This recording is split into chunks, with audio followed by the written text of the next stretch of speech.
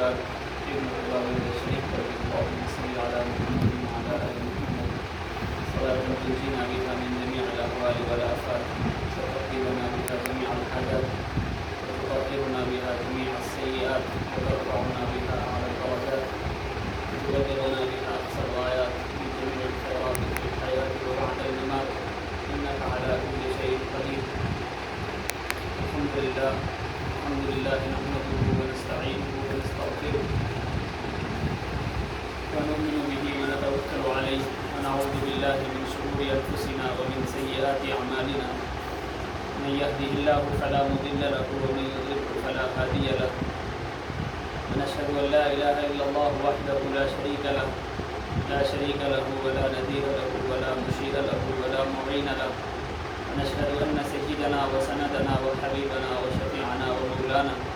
محمد وعلى آله وصحبه وبارك وسلم تسليما كثيرا كثيرا. قال الله تبارك وتعالى في القرآن المجيد بعد أعوذ بالله من الشيطان الرجيم بسم الله الرحمن الرحيم. وللمؤمنات يغضضن من أبصارهن ويحفظن فروجهن وقال ولا تقربوا الزنا إنه كان فاحشا. وقال النبي صلى الله عليه وسلم العینان تزنیان فزناهما النظر او كما قال علیہ الصلاۃ والسلام. قابل قدر محترم ماں اور بہنوں، پردہ نشین خواتین، اللہ رب العزت نے ہم سب کو ایمان والی عورتیں بنایا ہے، اور ایمان والی عورت کا ہو جانا خود قرآن مجید میں اللہ رب العزت نے فرمایا ہے کہ ایک ایمان والی عورت کئی ہزار اور کئی سو کافر عورتوں پر بھاری ہے. ایک ایمان والی عورت کا درجہ اللہ رب العزت کی نگاہ میں بہت ہی بلند ہے، بہت ہی عظیم الشان ہے. اور اس پر یہ سونے پر سہاگا کہ آپ کو اللہ رب العزت نے دین کی سمجھ کی توفیق عطا فرمائی، دینی محفلوں میں شرکت کی توفیق بخشی. آپ ہمت کرتے ہوئے آپ یہاں تشریف لائے، مدرسے میں آئے، اور یہاں آ کر اسی نیت کے ساتھ کہ کچھ دین کی باتیں سننے کو مل جائے، اللہ رسول کی محبت ہمارے دلوں میں پیدا ہو جائے، اور دین و شریعت جس پر اللہ رب العزت نے کامیابی رکھی ہے وہ ہماری زندگیوں میں کیسے آ جائے. اسی فکر کی نسبت پر آپ آئے ہیں، اسی فکر کی نسبت پر ہمارا بولنا ہے، جمع ہونا ہے. اللہ کرے کہ یہ فکریں اور یہ تڑپ اور یہ کوششیں اللہ کے بارگاہ میں بھی قبول ہو. اصل شریعت یہ ہے کہ آدمی اپنی پوری زندگی کو دین کے حوالے کر دے. جیسے اللہ رب العزت کا ارشاد ہے یا ایھا الذین آمنوا ادخلوا فی السلم کافہ، کہ ایمان والوں پورے کے پورے دین میں داخل ہو جاؤ. جتنا شریعت اور جتنا دین اللہ رب العزت نے کامیابی کا معیار بنا کر رکھا ہے، اور جو شریعت محمد رسول اللہ صلی اللہ علیہ وسلم کے راستے سے اور ان کے واسطے سے ہم کو سمجھائی گئی ہے، اسی کی شریعت کو ماننا اور اسی کے مطابق زندگی کو گزارنا یہ اصل کامیابی ہے، جس میں چاہے مرد ہو چاہے ہم ہے. تو اس پر ایک خاندان کا دار و مدار ہوتا ہے. ایک عورت اپنے بچوں کی ماں بنتی ہے، ایک عورت اپنے بھائی کی بہن ہوتی ہے، ایک عورت اپنے شوہر کی بیوی ہوتی ہے. اور اکثر یہ آدمی کا مزاج یہ ہے کہ آدمی اپنی عورت کی، اپنی بیوی کی، اپنی بہن کی، اپنی ماں کی اس بات کو رکھتا ہے اور سنتا ہے اور اس پر عمل کرنے کی کوشش کرتا ہے، اور اسی کے لیے اپنی زندگی بھر کی کوششیں لگاتا ہے، اپنی کمائی، اپنی جان اس کی حفاظت کے لیے کھپاتا ہے. تو اگر عورتیں اگر دیندار بن جائیں، عورتوں کی زندگیوں میں اگر شریعت پر لانے والی اور شریعت پر چلنے والے طریقے آ جائیں تو پھر اس کے ذریعے سے خاندان بھی دیندار بن سکتے ہیں. آج کل کا ماحول، آج کل کا معاشرہ ہم دیکھ رہے ہیں کہ آئے دن اخباروں میں خبریں چھپ رہی ہے، آئے دن نیوز چینلوں پر بتایا جا رہا ہے. ہر طرف ایمان والی عورتیں برقعوں میں، پولیس اسٹیشنوں میں، غیروں کے ہاتھوں پر اور غیروں کے حوالے ہو کر اپنے ایمان کی اور اپنے دین کی دھجیاں اڑا رہی ہے، اور ان کی بھیک مانگ رہی ہے کہ ہمیں انصاف دلا دو اور ہماری بات سن لو. غیروں کے پاس جا کر ان کی عدالتوں کے چکر کاٹ کر، ان کے پولیس اسٹیشنوں میں جا کر کئی محلے ایمان والوں کے جو اخبارات میں اس کی سرخیاں چھپ رہی ہے کہ یہ ایمان والے محلے ہیں، یہ مسلمانوں کے محلے ہیں، جہاں پر ایسے ایسے واقعات سننے میں آ رہے اور ایسے ایسے کیسز آ رہے کہ جس کی وجہ سے ایمان والے مردوں کا اور مسلمانوں کا سر شرم سے جھکنے پر مجبور ہو جاتا. تو وجہ کیا ہے؟ وجہ اصل یہ ہے کہ ہم نے اپنی شریعت کو، اپنے طریقے کو اور اپنے ماحول کو اپنے ہاتھوں سے بگاڑا ہے. کہ اگر ہم اپنی فکر کرتے، اپنے اولادوں کی فکر کرتے کہ جس شریعت پر اور جس طریقے پر حیا کی تعلیم اللہ کے نبی صلی اللہ علیہ وسلم نے دی ہے، اور اسلام ہم کو جو حیا سکھاتا ہے، اگر اس اعتبار سے ہماری زندگیاں گزرتی تو پھر ہمارے حالات ایسے نہیں بنتے جیسے ہم آج کل دیکھ رہے ہیں کہ کتنے واقعات ہیں. آپ حضرات بھی سنتے ہیں اور بار بار نیوز چینلوں پر تقریباً 2 ہفتوں سے ایسی نیوزیں چلائی جا رہی ہے کہ جس کو دیکھ کر آدمی کو شرم آ رہی ہے کہ ایسے مسلمان بھی کیا دنیا میں موجود ہے، ایسی بچیاں بھی ہیں کہ جن کا نام زینب ہے، جن کا نام ختیجہ ہے، جن کا نام رقیہ ہے، لیکن ان کے ایسے ایسے حالات ہیں کہ جس کو بولنے سے بھی آدمی شرم محسوس کرتا ہے، کیونکہ یہ عورتوں کا مجموعہ ہے، یہاں پر مستورات آئی ہوئی ہیں، اس میں اللہ والی نیک عورتیں بھی ہیں، عالم کورس کرنے والی طالبات بھی ہیں، اس میں پڑھنے پڑھانے والے بھی ہیں، اور اس میں وہ حضرات بھی اور وہ خواتین بھی ہیں جو کثرت سے دینی محفلوں میں شرکت کرتی ہیں، اللہ والوں کی باتیں سنتی ہیں، مدرسے کو آتی ہیں جاتی ہیں، ان کا تعلق دین سے ہے۔ تو اب ایسا مطلب یہ نہیں ہے کہ جو حالات باہر ہو رہے ہیں اور جو حالات شہر کے ہیں، جو گناہوں کا ماحول، جو بے حیائی کا ماحول ہے، اس سے ہمارا کوئی واسطہ نہیں ہے، ایسی بات نہیں ہے۔ اس سے بھی ہمارا واسطہ اس طور پر کہ ہماری ذمہ داری ہم نے نہیں نبھائی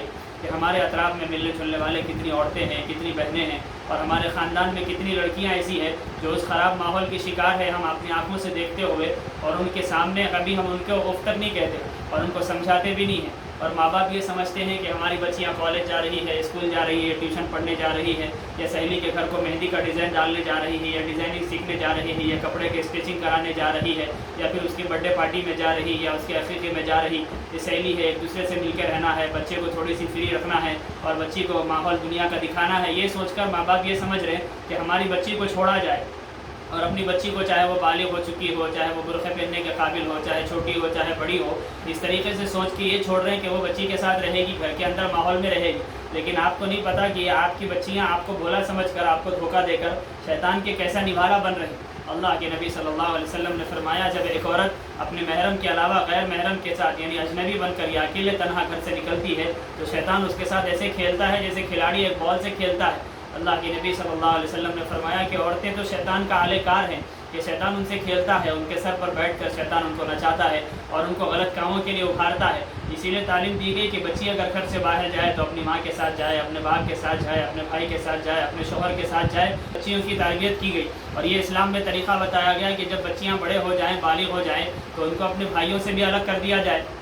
کہ فرمایا کہ 7 سال کے جب تمہارے بچے ہو جائیں تو ان کو بستروں سے الگ الگ کر دو، ان کو ایک جگہ مت سلاؤ کہ جیسے چھوٹے رہنے میں تم سلاتے تھے کہ بچے چھوٹے ہیں، معصوم ہے، بے شعور ہے، لیکن جب 7 سال کے ہو گئے تو ان کا شعور آ گیا ہے، ان کے اندر ایک خواہشیں پیدا ہو گئی ہے، ان کو سمجھ آ گئی ہے، تو اس اعتبار سے ان کے بستروں کو الگ کرنے کا حدیث میں اللہ کے نبی نے حکم دیا۔ علماء فرماتے ہیں کہ اسی حکم کی وجہ سے اسلام ہم کو یہ تعلیم دیتا ہے کہ بچیوں کے کھیلنے کا سسٹم بھی الگ ہو، بچیوں کے پڑھنے کا نظام بھی الگ ہو، بچیوں کے کھانے کا نظام بھی الگ ہو، بچیوں کے رہنے کا نظام بھی الگ ہو، ہر طریقے سے ہم اپنی بچیوں کی حفاظت کریں، ایسی سنبھال کر رکھیں اس کو جیسے کہ یہ ہماری عزت ہے، کہ ایک بچی ایک ماں کی عزت ہوتی ہے، ایک بچی ایک بھائی کی عزت کا نشانہ بنتی ہے، ایک بچی ایک بیٹے کی عزت ہوتی ہے، ایک بچی ایک بھائی کی عزت ہوتی ہے، باپ کی عزت ہوتی ہے، ایک عورت ہے لیکن 4 اس کے ساتھ عزتیں لگی ہوئی ہے، اگر وہ کوئی ایسا الٹا سیدھا کام کرتی ہے تو اس کی وجہ سے اس کے بھائی کی بدنامی ہے، اس کی وجہ سے اس کے باپ کی بدنامی ہے، اس کی وجہ سے اس کے خاندان کے اور معاشرے کے اور محلے کی بدنامی ہے۔ تو یہ ساری ہماری ایمان والی بہنیں ہیں جن کی وجہ سے محلے بدنام ہیں کہ ارے بھائی فلاں محلے میں مت جاؤ، وہاں کی بچیاں خراب ہیں، اور ارے بھائی فلاں کالج دیکھو وہاں کی بچیوں کا یہ ماحول ہے، اور فلاں اسکول دیکھو وہاں تو ایسے کیسز ہے، اور فلاں گھرانہ اور فلاں فیملی دیکھو کہ وہاں تو ایسے ایسے واقعات ہو چکے ہیں۔ یہ سب کیوں ہو رہا؟ یہ سب یہ بھولے ماں باپ کی وجہ سے ہو رہا، کہ ماں باپ بھولے سمجھ کے آن لائن کلاسز کے بہانے سے ان کو فون حوالے کر رہی، اور یہ بچیاں ان کے پاس فیملی ہے، ان کے پاس گروپ ہے، اور بہت سارے گروپوں میں بچوں کے نمبر بھی ہے کہ بھائی یہ کلاس فیلو ہے، ٹیچر نے گروپ بنایا ہے واٹس ایپ کا، اس میں پورے بچوں کے نمبرات ہے، اور آن لائن کلاس چل رہی تو دوسرے بچوں کی نمبر اس میں دکھائی دے رہے، دوسروں کی تصویریں بھی دکھائی دے رہی، اور ایک بچی آن لائن پہ ہے تو اس کے بھائی بھی وہاں سامنے آ رہا، اس کا باپ بھی آ رہا، اس کے گھر کا ماحول بھی اس کو نظر آ رہا۔ یہ سب تماشے دیکھ کر ایک معصوم بچی جس کا نام زینب ہے، جس کا نام اسلامی بنیاد پہ رکھا گیا، جس کی ماں نے اس کو کبھی گھر سے باہر نہیں نکالا، یہ آن لائن کلاس کے بہانے سے یہ دنیا کا تماشا دیکھ رہی ہے، اور یہ سوچ رہی ہے کہ اصل دنیا تو یہ ہے، اصل مجھے تو ایسے رہنا ہے، مجھے بھی ٹپ ٹاپ کے کپڑے پہننا ہے، مجھے بھی اسٹائلش برقع پہننا ہے، اور مجھے بھی اس طرح میک اپ کرنا ہے، اور مجھے بھی اپنے حسن کو اور اپنی عزت کو اس طرح کھلواڑ بننے کے لیے چھوڑنا ہے، یہ اس کا ذہن بنتے جا رہا ہے۔ اگر ماں یہ نگرانی کرے کہ بچی آن لائن کلاس میں بیٹھی ہوئی ہے تو ماں بھی اس کے ساتھ رہے، دیکھتی رہے بچی کہاں بات کر رہی ہے، کس سے بات کر رہی ہے، فون کو چیک کرے، اگر فون استعمال کرنے نہیں آتا تو اپنے جو ذمہ دار ہیں یعنی گھر کے بڑے ہیں، بھائی بہن ہیں، والد صاحب ہیں، ان کے ذریعے سے فون کی چیکنگ کرائے، ان کے ذریعے سے نگرانی کرے۔ ایسا نہیں ہو سکتا کہ بچی آپ کے سامنے رہے، ایک بات کرے پھر پیچھے جا کر دوسری بات کرے، بلکہ آپ کی بچی ہے، آپ اس کو بٹھا کر یہ سمجھائیں کہ بیٹا دیکھو تمہاری عزت بہت بڑی چیز ہے، ہم نے تمہیں پالا ہے، ہم نے تمہیں پوسا ہے، ہم تمہاری عزت کے رکھوالے ہیں، تم جہاں چاہو گے ہم تمہارے حساب سے چلیں گے، تمہارے دل کی کوئی خواہش ہے تو بتاؤ، تمہاری کوئی چونچلا ہے تو بتاؤ، تمہاری کوئی جذبہ ہے تو بتاؤ، ہم اس کو پورا کریں گے۔ ایسی پابندی بھی ماں باپ نہ لگائیں کہ جس کی وجہ سے بچیاں شرما رہے ہیں، جس کی وجہ سے بچیاں ماں باپ سے ڈر رہے ہیں، جس کی وجہ سے بچیاں پھر یہ بیرا روی کا شکار ہوتے ہیں اور پھر ضد پہ آتے ہیں کہ بھائی ہمارے ماں باپ تو ایسے کرنے نہیں دیتے، ہمارے ماں باپ تو اتنی سختی کرتے ہیں، ہمارے ماں باپ تو ایسے ہیں. نہیں، بلکہ ان کے مزاج کے اعتبار سے ان کو ایک بیٹی سمجھ کے، ان کو ایک دوست سمجھ کے سمجھانا ہے. اور اگر خود کو سمجھانے نہیں آتا تو جہاں معلمات ہے، جہاں دینی لوگ ہیں، جہاں ایمان والی عورتیں ہیں، جہاں اللہ والی انویک عورتیں ہیں، ان کی صحبتوں میں ان کو بٹھائیں اور سمجھائیں کہ دیکھو بیٹا تمہاری عزت بہت بڑی چیز ہے. تم جب چھوٹی سی تھی تو تم کو ہم پورا لباس پہناتے تھے، تمہارے آستینوں میں تمہارے فل آستین کا تم کو ڈریس پہناتے تھے، تمہارے سر پہ اسکارف اڑاتے تھے. اب تم جیسے جیسے بڑی ہو رہی ہو، صحابہ کی بچیاں حضرت عبداللہ بن مسعود رضی اللہ عنہ فرماتے کہ ہماری بچیاں جب بڑی ہو جاتی، بالغ ہونے سے پہلے ہم ان کو سورہ نور پورا سمجھا دیتے کہ سورہ نور کے اندر اللہ تعالیٰ نے زنا کا بتایا ہے کہ زنا کیسے ہوتا ہے، گناہ کا کام کیسے ہوتے ہیں، غلط کیا ہے، صحیح کیا ہے، اور زناکار اور زانی اور عورت کی اور مرد کی سزا کیا ہے. یہ سارے احکامات سورہ نور میں اللہ تعالیٰ نے بتائے ہیں. تو عبداللہ بن مسعود فرماتے کہ ہم صحابہ ہیں، ہماری بچیوں کو بالغ ہونے سے پہلے ہم سورہ نور پڑھاتے تھے تاکہ وہ گناہوں سے بچ جائیں. اور مسجدوں میں جانا اسی لیے عورتوں کو منع کر دیا گیا کہ تاکہ راستے میں کوئی مردوں کی نگاہ نہ پڑ جائے. اور فرمایا کہ جب تمہارے گھر کے اوپر کوئی دروازہ نوک کرے اور کوئی ڈور کو نوک کر کے پوچھے کہ کون ہے، اگر تم اجنبی عورت ہے یا کوئی باہر اجنبی مرد ہے، تو حکم یہ دیا گیا کہ اس کے جواب کے لیے تم موٹی آواز کو استعمال کرو، اپنی لچکدار آواز میں، اپنی باریک آواز میں، چاہے وہ کسی اور طریقے سے کیوں نہ ہو، اس کو جواب مت دو. کہ اگر تم لچکدار آواز میں اور نازک آواز میں، اپنی اصلی آواز میں بات کرو گی تو اس کے دل میں برائی پیدا ہوگی اور برائی کا سبب تم بنو گی تو اس کا گناہ تم کو بھی ہوگا. اور فرمایا کہ جب راستہ چل رہی ہو تو راستہ چلتے ہوئے ایک کنارے پر چلو اور ایسا چلو جیسے کہ تم دیوار کو چمٹ کر چل رہی ہو، کہ دیوار کے سہارے سے چلو، دیوار کو ہاتھ رکھتے ہوئے چلو کہ تمہارا چلنا بھی لوگوں کی نظروں میں نہ آئے، بیچ راستے سے چلنا. فرمایا کہ یہ حیا کے خلاف ہے. حضرت موسیٰ علیہ السلام جب شکار کے لیے گئے، حضرت موسیٰ علیہ السلام پانی بھر کر بچیوں کو دیا حضرت شعیب علیہ السلام کی لڑکیوں کو، تو وہ واقعے کو قرآن نے بیان کیا ہے کہ دیکھو دو لڑکیاں شرماتے ہوئے آئی ہے اور موسیٰ علیہ السلام سے گفتگو کر رہی ہے نظروں کو جھکائے ہوئے، اور موسیٰ علیہ السلام سے کہہ رہی ہے کہ ہمارے باپ نے آپ کو بلایا ہے کہ آپ نے پانی ہم کو نکال کے دیا، ہمارے جانوروں کو سیراب کیا، ہمارے باپ نبی ہے، وقت کے نبی ہے، وہ تم کو بلا رہے ہیں. تو حضرت موسیٰ علیہ السلام فرماتے ہیں میں نے دیکھا کہ وہ بچیاں آگے آگے چل رہی ہے اور فرما رہی ہے کہ اگر ہم آگے چلے گی تو آپ کی نظر ہم پر پڑے گی، ہماری نگاہ ہمارے کپڑوں پر پڑے گی، ہمارے جسم پر پڑے گی، ہم تو حیا والی لڑکیاں ہیں، اس لیے طریقہ یہ اپنائیں گے کہ ہم آپ کے پیچھے پیچھے چلیں گے اور جہاں مڑنے اور جہاں راستہ موڑ کا آئے گا تو ہم وہاں پر کنکر پھینک کر آپ کو بتائیں گے. اس طریقے سے وہ چلتی ہوئی شرم کے ساتھ آئی کہ قرآن ان کے چلنے کی تعریف کر رہا ہے کہ دیکھو دو لڑکیاں ہیں، شعیب علیہ السلام کی نوجوان ہیں، لیکن ان کے چلنے میں ایسی حیا ہے کہ ان کے چلنے کو قرآن تعریف کر کے بتا رہا ہے. حضرت مریم علیہ السلام کی پاک دامنی کو قرآن واضح کر کے بتا رہا ہے کہ حضرت مریم وہ تھی کہ جو نبی بن گئی تھی اور جب اس وقت اس نبی کے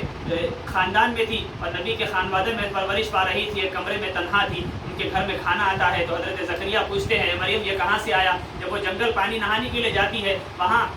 ایک فرشتے کے ذریعے سے اللہ تعالیٰ ان کو حضرت عیسیٰ مرحمت فرماتے ہیں تو لوگوں سے ڈرتے ہوئے یہ کہتی ہے کہ کاش میں اس سے پہلے مر جاتی تو اچھا ہوتا، کاش مجھے یہ آدمی نہ چھوتا تو اچھا ہوتا. وہ فرشتہ کہہ رہا ہے کہ میں ایک آدمی نہیں ہوں، میں اللہ کی طرف سے بھیجا ہوا فرشتہ ہوں. یہ سارے واقعات کو بیان کرتے ہوئے اللہ تعالیٰ عورتوں کی شرم و حیا کو بیان کر رہا ہے اور ایمان والی عورتوں کی تعریف کی جا رہی ہے کہ جو ایمان والی عورتیں اپنی شرمگاہوں کی حفاظت کرتی ہے، اپنے چہروں کی حفاظت کرتی ہے. اور اللہ تعالیٰ کا ارشاد ہے اے نبی کی عورتوں تم ایسے پردے کیا کرو اور جاہلیت کی نکلنے کی طرح مت نکلا کرو. ولا تبرجن تبرج الجاہلیت الاولی، یا نماز بھی پڑھو تو ایسی جگہ پڑھو کہ جہاں تمہارا کمرہ بند ہو، تمہاری آواز کا پردہ ہے، تمہاری آواز کا پردہ ہے، تمہارے آنچل کا پردہ ہے، تمہارے چلنے کا پردہ ہے، تمہاری بات کا پردہ ہے. ہر اعتبار سے اس کو حیا کی تعلیم دی گئی. آج کی مائیں اپنی بچیوں کو تربیت کرنے سے قاصر ہے، وہ سمجھاتی نہیں کہ بیٹا تمہارا نام تو اچھا رکھ دیا گیا، تمہاری پرورش تو کی جا رہی، تم کو بخار آ گیا تو میری ماں اور بہنوں اس سے بڑھ کر یہ ذمہ داری ہے کہ ایک ماں اپنی بچی کو حیا کی تعلیم دے. اس کو کھانا بنانا نہ آتا ہو تو نہ آئے